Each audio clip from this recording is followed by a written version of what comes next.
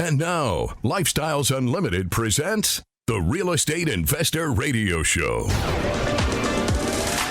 Over the next hour, we unfold your map to financial freedom. You'll learn how to retire through investing in single family and multifamily real estate. You'll learn how to create cash flow and build wealth so you can have the time and money to live the lifestyle you want. Hello and welcome to the show. This is Andy Webb with Lifestyles Unlimited, and as always, we're working on your financial freedom. And on today's show, I want to answer the question, why real estate? How can investing in residential real estate help you attain that financial freedom? I'm going to talk broadly through the Lifestyles Unlimited model, the process of buying, renovating, and leasing a house, just upper level, to help answer that question. And really, if you pay attention, you'll see it's not that hard. It's not as scary as maybe you imagine to go out and buy that house and just to manage a rent house if you follow the right model. And if you do follow the right model, you can mitigate a lot of the risk and a lot of the fears. Again, if you do it right. And speaking of mitigating risk, we'll get to this later in the show. I'll talk just briefly about insurance because that is one of the tools that we use. And I do want to tell you, I goofed up recently. On during an insurance claim, a hail claim, and it could have cost me a few $1,000s. So I'm going to share with you what I did, so you don't do the same thing. And keep you in the clear with your adjuster if you happen to talk with them. So we'll get to that later. And what I want to do is talk through what I've been doing, really what we've been doing as investors at Lifestyles Unlimited. I've been doing it for over a decade now, but we have thousands of Lifestyles Unlimited members that have been doing single family investing for even longer than that. I mean, if you think about it, Lifestyles Unlimited has been around for over 32 years now. That's a very long track record. And our members, they don't just buy houses. That's what we'll talk about today. We also invest in apartments. You may not have known that. You too can invest in apartments. You don't have to have millions of dollars to do this thing. And it's really a good way to garner some huge returns if you do get into the apartment space. But my focus today will remain with the single family rental house. Why? That, simply put, that's where a lot of people start. And there are various reasons for that. Maybe it just seems easier to you. It's a house. It's a little box, not a giant apartment community. It's more bite-sized in essence, and maybe less intimidating than apartments, perhaps. Even if you're doing what I do, I'm just a passive investor in apartments. I'm not managing the process in any particular way. I just put my money in, pooled together with other investors. I'm passively investing. It's very easy. It's not intimidating now, but I can understand where it might be at the outset. That house is something you are familiar with. Many of you are homeowners already. You own your own personal residence. Though I'll tell you, investing in a rental house, it's different. It makes you money compared to your house. In fact, the show I did just last week was titled The Difference Between Rental Assets and Your Primary Residence Liability. In fact, if you missed that show, you can go to our website, lifestylesunlimited.com. That was October 21st. That is archived there together with the shows from our other great hosts and, of course, Del Walmsley, who founded Lifestyles Unlimited 3+ decades ago. So let's start with the question, why real estate? That broader question. Why do we invest in that? And you may be thinking, how is a single family house going to get me to financial freedom? Well, quite frankly, one single family house will not do that. But it will show you that the path to financial freedom through residential real estate is not as challenging as you may have thought. And you'll realize after you buy that very first house, you go through the process of renovating it and leasing it, you'll realize that one single family rental house wasn't that bad, and you can do another one, and another one after that, and another one after that. It becomes a process. It's very repeatable. Even though houses on different streets and different neighborhoods may appear slightly different, the process is very much the same, and it's very much repeatable, which is why single family houses really can get you to that financial freedom. And when you buy that first single family rental property, it will show you why We as members at Lifestyles Unlimited have been buying both houses and apartments for decades. We make money 5 ways. That is huge. Now, cash flow, you'll hear us talk about that on the show all the time. And one single family house may create anywhere from $200 to $500 a month in monthly cash flow. That is monthly profit that is coming into my pocket that I keep to use however I need. $200 to $500. And you attain financial freedom when you are able to fulfill your monthly obligations, meet your monthly expenses for your household passively, without having to go into work every day. You do that by building up. Well, let's just say you as a household spend $5,000 per month. Then you'll need to build up enough cash flow that is coming in passively every month from your investments, from your houses, that you no longer have to work. And it is very easy to do with houses. That's how my wife and I did it. Now again, one single family house may create anywhere from $200 to $500 per month. So how many houses do you have to get to meet that $5,000 in expenses? That's a question for you. And you'll have to sit down and figure out what exactly are my monthly expenses as a household. What's that number that I need to attain? And if I can get 200 per house, how many houses? If I can get 500 per house, how many houses? That may help you define something we'll talk about very briefly later, your investing criteria. What do I need to buy? Again, very easy to do with houses. I'm not going to get there. I'm not going to get that cash flow with my 401k or IRA. Is it paying you every month? No. I keep hearing ads for gold right now, given the inflation. Does gold pay you every month? No. Going back to your personal residence, is it paying you every month? No, but a rent house does. And a portfolio of rental houses will. And that cash flow will grow. It will snowball. And that's how you get to financial freedom. Today we're talking about just why we're buying houses to get to financial freedom and investing in residential real estate. A lot of members at Lifestyles Unlimited don't touch single family. Maybe they started out that way. That's how I began. And then they shift into apartments. Some go straight to apartments. A lot of people go to the 2-day financial freedom seminar. Eyes are open just constantly. Day 1 talking about single family, then day 2 getting into apartments. And that's usually when people make their decisions. Okay, I've got the capital. I'm going this route. Or I don't quite have the capital yet to get into apartments. I'm going to start to build that capital by investing in single family houses. And when you buy that first house, if you've never bought a rental property, you're probably scared, you're nervous, you have a lot of fears.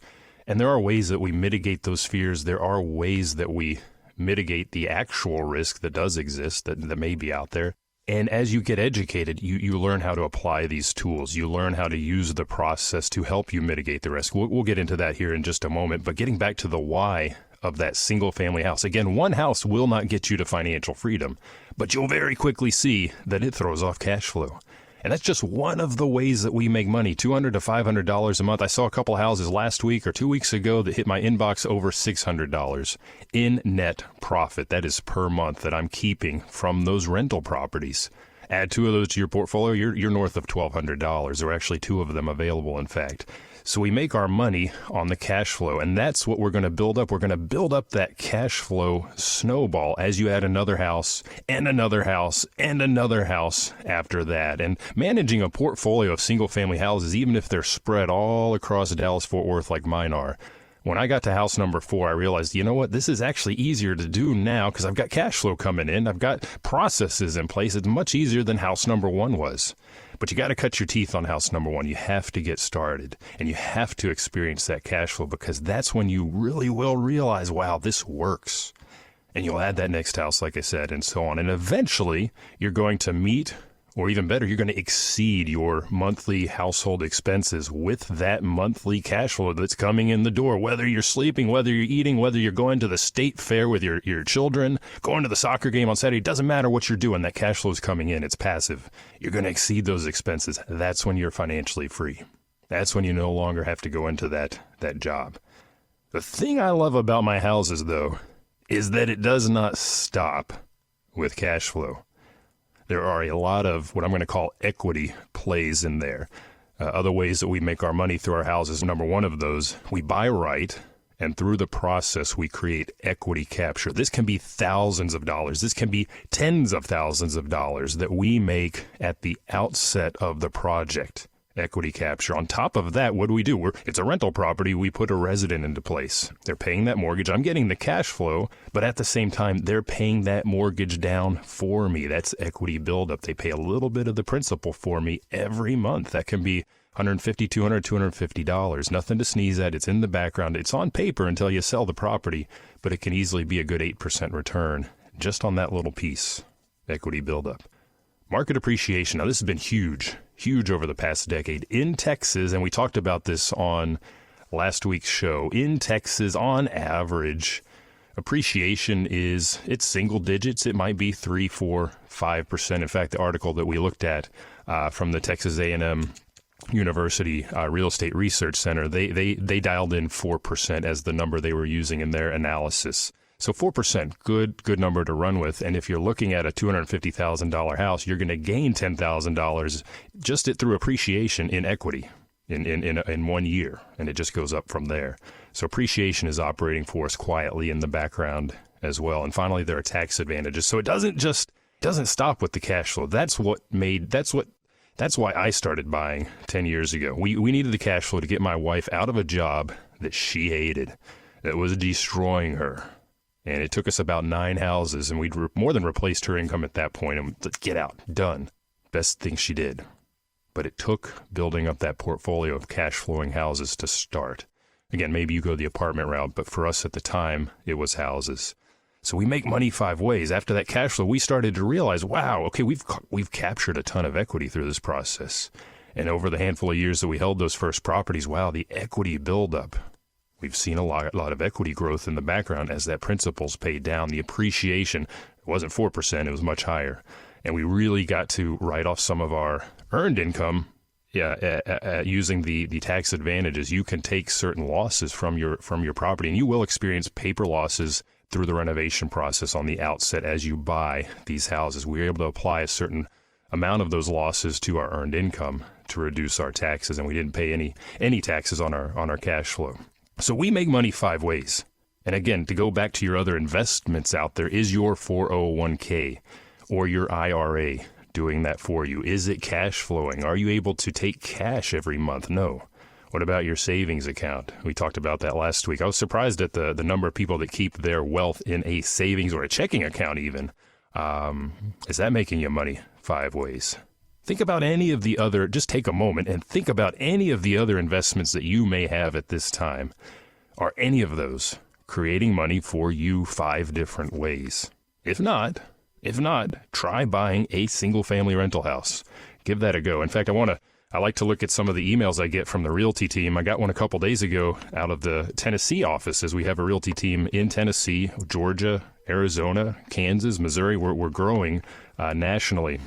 But this house caught my eye. It's very good numbers, 1979 build. I'm not as familiar with the Tennessee market, but here in Texas, that would tell me probably PVC. We're getting away from the lead-based paint. Lots of upside. I like things that are newer than 78 in that sense. But here's the thing. Cash out of pocket. If I buy this using the Lifestyles model, which means I'm going to buy with hard money, it needs work.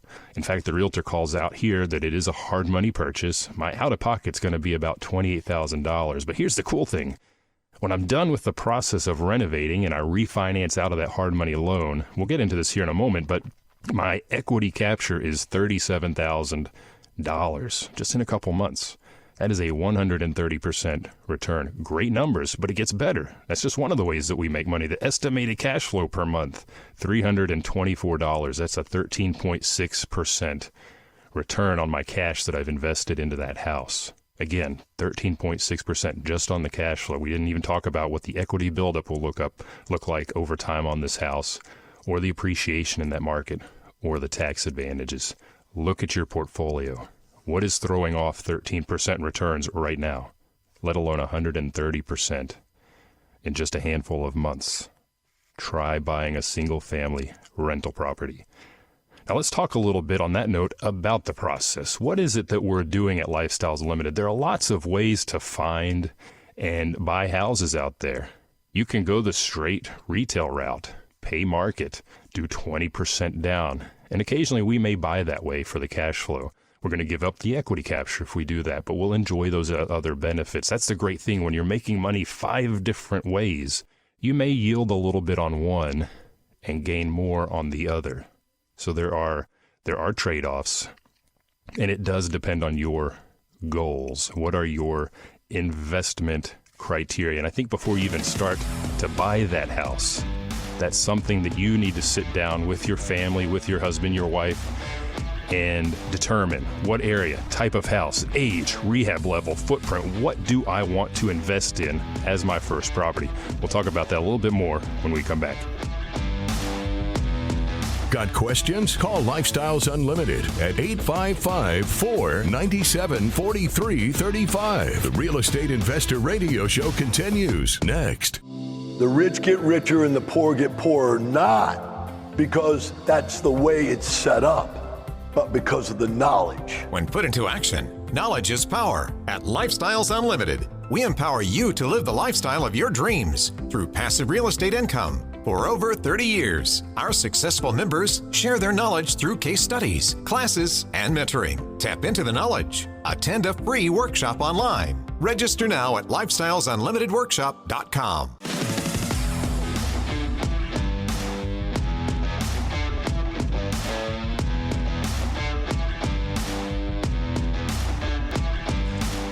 Welcome back to the show. I'm your host, Andy Webb. If you have questions, email me, askandy@luinc.com. Again, that email address, it's askandy@luinc.com. And we're talking today about why, just very broadly, why are we buying single-family houses?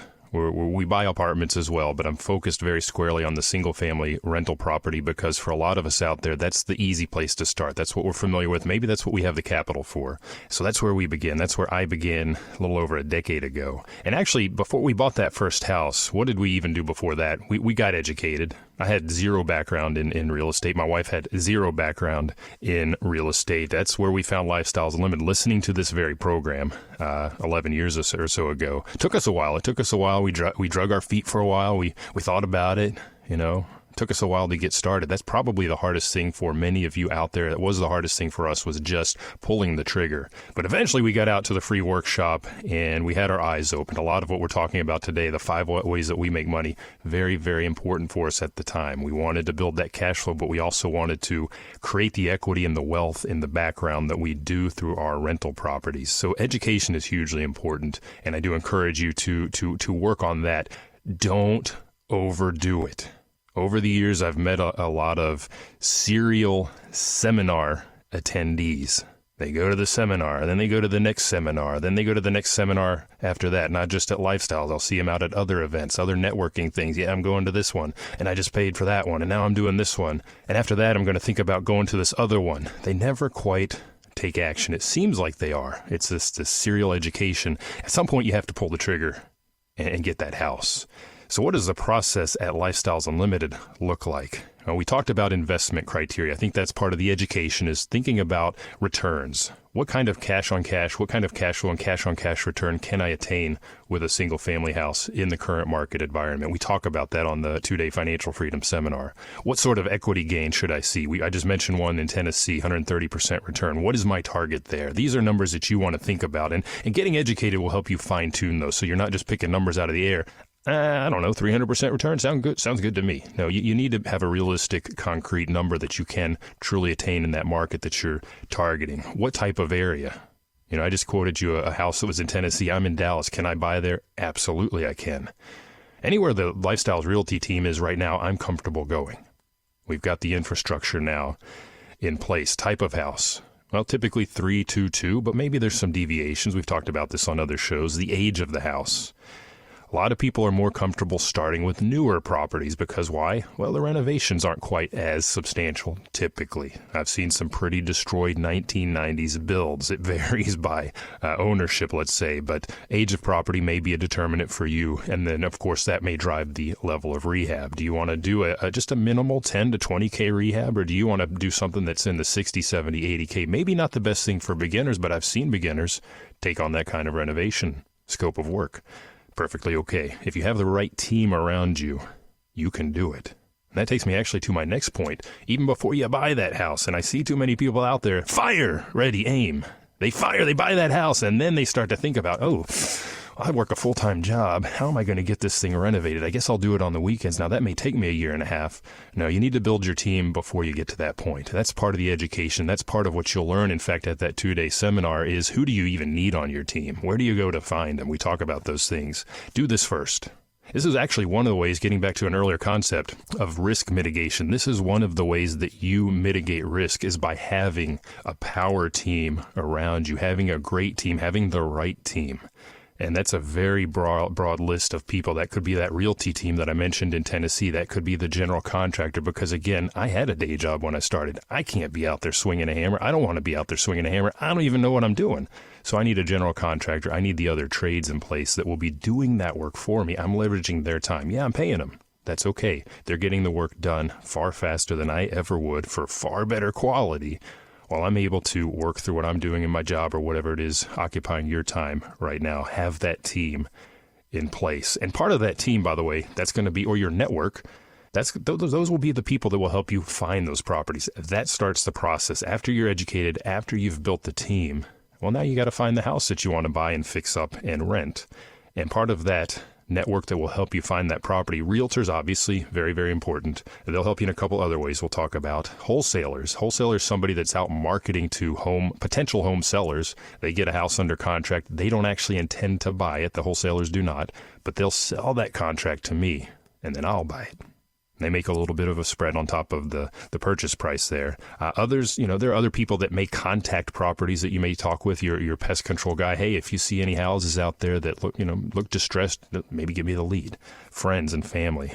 I've gotten a lot of houses through that avenue over the years, just letting people know what we do. They'll help you find that house. And once you find the house, you get it under contract. Very, very important is doing your due diligence. And again, think about that team that you've built. You have that team in place already. You're going to send them in now. The foundation company here in North Texas, we have that clay soil, and it moves a lot. We got a lot of rain this past week. It had been very, very dry before that. What happens to our foundations? They're up, they're down, they're all over the place. So I want to have that inspected by a qualified foundation company. Send them in, the general contractor, to get that scope of work. Now, I have my preferred vendors at this point. If you're just getting started, you want to get at least 3 estimates from 3 different foundation companies, from 3 different general contractors. If you're sending out a roofer, send out 3. They'll do a free roof inspection, HVAC company, whatever it is you need. Home inspector, very important to do that proper due diligence. Get that team out there. They're going to send you back their feedback, their estimates. You're gonna work through that. If you've got a mentor by your side and you have that 50-page inspection report, you may sit down with them. Don't panic. You'll find a lot of line items in there. That 1950s house is certainly not up to 2020 code. And that inspector is going to call all of those little measly things out. A lot of that you can skip, but a mentor will help you process that. Good, very, very important part of your team is that mentor as well. Some people go through this process just fine on their own. Many make mistakes. I made a mistake with my insurance claim recently. I'll tell you about that in the next segment. It's important to have somebody that has already gone the path, gone down that road, that can help steer you clear of those pitfalls, and that's what a mentor does. And that really is what got us going at the start, my wife and I. Going back to that realtor, you're doing your due diligence. Well, you need to know from them whether they helped you find the house or not. You need to know the sales comps. What am I working towards as I renovate this house? What's going to be my after-repaired market value? That's your target. That's what you're working towards. That's how you create that equity. And what are the lease comps? What have similar houses in that neighborhood leased for in the past handful of months? That's what you want to work towards. You want to make sure that you're going to cash flow. Am I going to get the rental amount that I need, given the debt that I'll have in place, in order to cash flow? Very important question. Going back to your investment criteria, is my cash flow going to be at the number I need? And is my cash on cash return going to meet my objectives? Is my equity capture where I want to see it based on my expected market value? And is my return on equity gain where I want it to be? And again, 130% in Tennessee. That's a phenomenal number. Commonly, it's not quite 100%, but we are seeing increases in equity capture at the moment. Last thing you might do in the process of your due diligence, I like to contact the city. We buy across Dallas-Fort Worth. We're in, I don't know how many different cities. Every city operates just a little bit differently. I want to know if they have any particular requirements if I plan, and I do plan to rent the house. Are there registration requirements? Are there going to be some sort of rental inspections and so on? This will also help me inform my scope of work as I get into the renovations. So you're going to get all those bids, estimates, scope of work, figure all that out. You're going to close on the house. What do you do now? Well, you renovate it. Going to the lifestyles model, what are we looking for primarily? We are targeting distressed houses, so we will absolutely need renovation as part of our process. And this part of the process, by the way, it helps us mitigate risk as well, because we buy right and we get a discount on the price due to condition. We're talking now broadly about the Lifestyles Unlimited model, and we're targeting primarily distressed houses. So again, we'll absolutely need to plan on renovating that house as part of our process. And again, this, as I was saying, this helps mitigate risk as well, because we're buying right, so we're getting the property at a discount due to the condition, or maybe the seller is just having a fire sale because they have to move for some reason. And because of that, we attain equity capture, which is a big way, just one of many ways, but a big way that we make money on these single family houses. Think of this as a big buffer. If you are worried right now about movements in the market, let me grab that listing from the Tennessee house. Estimated equity capture, $36K. That's on top of the $28 in the property. So that's somewhere north of $60K in equity that I now have in that house. That is a big buffer if I need to take some action in a hurry for some reason, or if I'm worried the market might dip a little bit. It's not going to dip $60K in this example. So that's extra risk mitigation for you. And the lifestyles model that we apply at this point during the renovation phase, it's very simple. Just remember these 4 words: best product, best price. And best product means I'm going to fix everything that is broken now or could break in the next 3 to 5 years. And that should then become your target hold period, 3 to 5 years. That's when things do start to wear out again. Of course, with that equity capture, I actually might want a shorter hold period right now. And just as a sidebar, again, I mentioned this, we are seeing higher equity deals, so you may want to turn those faster to tap into that equity sooner and grow even faster. Sometimes it's painful to let go of those houses that you fixed up. They're shiny, they're beautiful, the neighbors love it, your new residents love it, you love it. It's hard to let go. But if you want to grow, you have to do that. But best product, best price, those 4 words, remember that. Best product, don't cut corners during the renovations. And you got those lease comps from the realtor, we mentioned that. What do the other houses in that area, what do they look like in order to get to that rent number that you want? Mimic those. And of course, if you're buying multiple houses over time, try to keep to standard materials. If you're working with the same general contractor over time, that will probably happen. You can have that conversation. But if you stick with the same materials over and over again, as you add more and more houses to your portfolio, it keeps it easier. You don't have to think as much. The process is fairly straightforward, and it keeps costs down. Standardize. Process. Those are key words here. That helps mitigate risk as well. Not always doing something new. That's when things pop up. So you're going to buy right. You're going to buy at a discount. You're going to renovate to the model, best product, best price. And we saw the lease comp. So when it comes to leasing the house, we know what other houses in that neighborhood are leasing for. We might slide in just a little bit under market to rent fast. That's a big fear for a lot of people. I won't be able to rent the house. Best product at the best price. Best product, best price, that will yield the best people. Now, as you go through the leasing process, you're going to get a lot of applications, especially if you have a great product out there. We used the term earlier when we bought the house, due diligence. We're looking into that thing. We're examining it very closely. Well, due diligence when it comes to the leasing process is hugely important. Screen those applicants. I cannot stress this enough.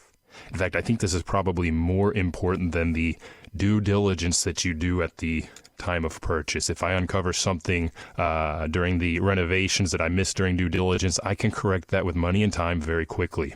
If I miss something in my due diligence when doing that background check, I got to live with that contract. Rental leases are typically 12 months. So I'm going to have an applicant, and you should have an applicant screening criteria and process in paper format.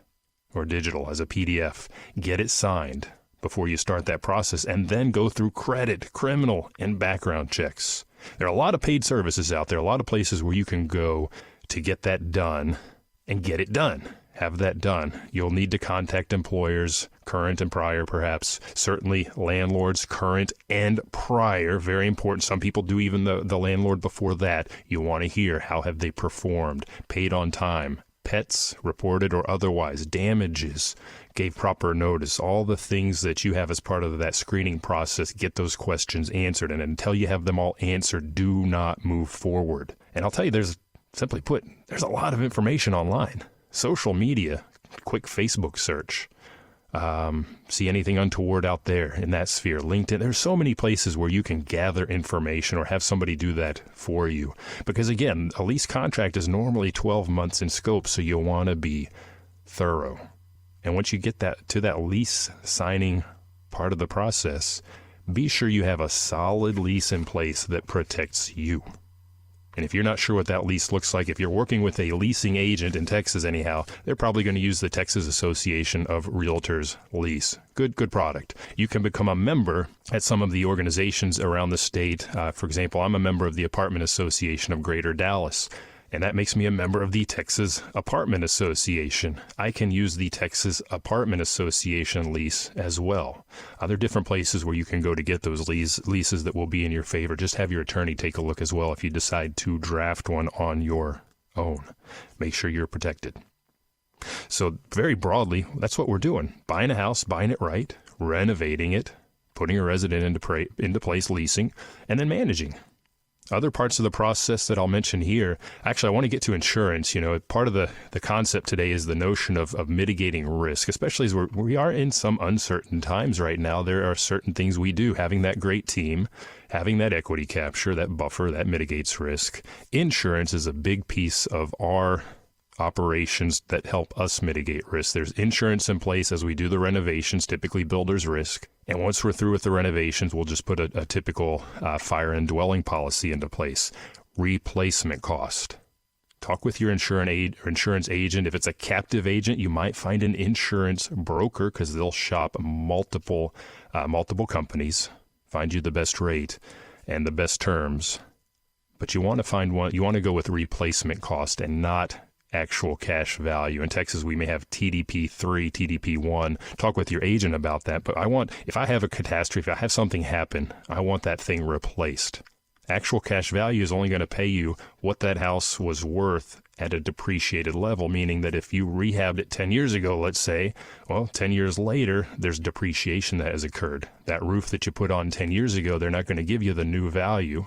They're just going to give you the half-life value because it's depreciated. That's actual cash value. And that takes me to my situation. I goofed up. I filed a hail claim. We had hail.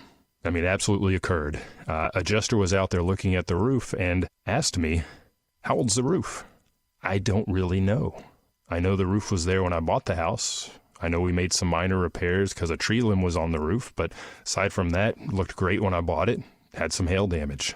My answer, I said, I don't know, it's probably about 10 or 12 years.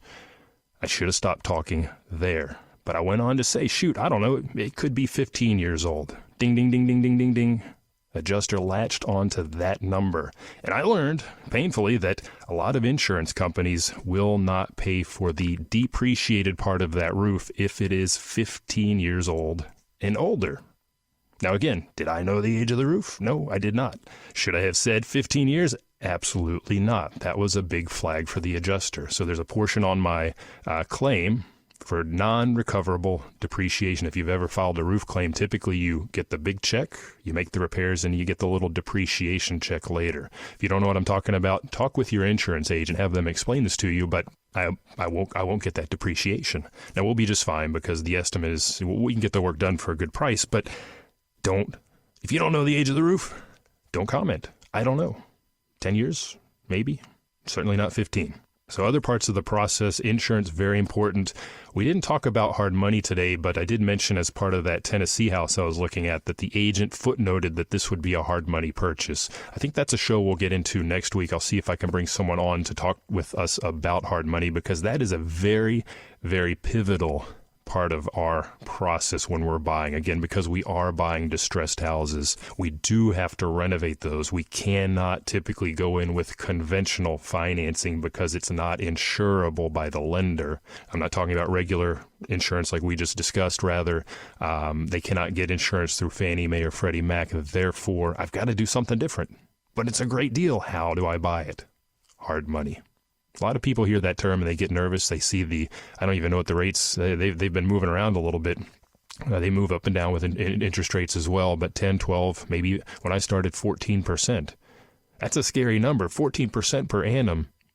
But if I'm in and out in a month or two, I need that tool, and it works for me. That's part of the team as well, having that great hard money lender, conventional lender you'll need as well to get out if you do the hard money route. Let's talk about that next week. But ultimately what happens? You get to the end of that 1, 2, 3, 5-year hold period, sell that house, redeploy the capital, onward and upward, get that cash flow snowball rolling. It's not as hard as you think. So in summary, why real estate to get to financial freedom? Look, there are lots of ways to mitigate risk. We've mentioned a few throughout the course of the show. Above all, though, we make money 5 ways. I need that cash flow. I have to build that cash flow snowball to get to financial freedom. But along the way, I enjoy all those other benefits that you don't have in any of your other investments. Take a moment and look at what you're invested in right now, and I think you'll see that. Big message, though. You have to get started. I want you to go to our website, lifestylesunlimited.com. Click on the free workshop button and see where we have those coming up. That's a great place to go to learn more, to learn about how we do make our money, and to learn about apartments as well. Great way to go. Houses, apartments, get on the road to financial freedom. I thank you for listening today, and remember, it's not the money, it's the lifestyle. You have a great day. The information and opinions you hear on the Lifestyles Unlimited Real Estate Investor Radio Show are those of the hosts, guests, and callers. The Lifestyles Unlimited Real Estate Investor Radio Show is for entertainment purposes only. Please consult a professional regarding your personal investment needs. Nothing presented constitutes an endorsement, recommendation, offer, or solicitation to buy or sell any product or security.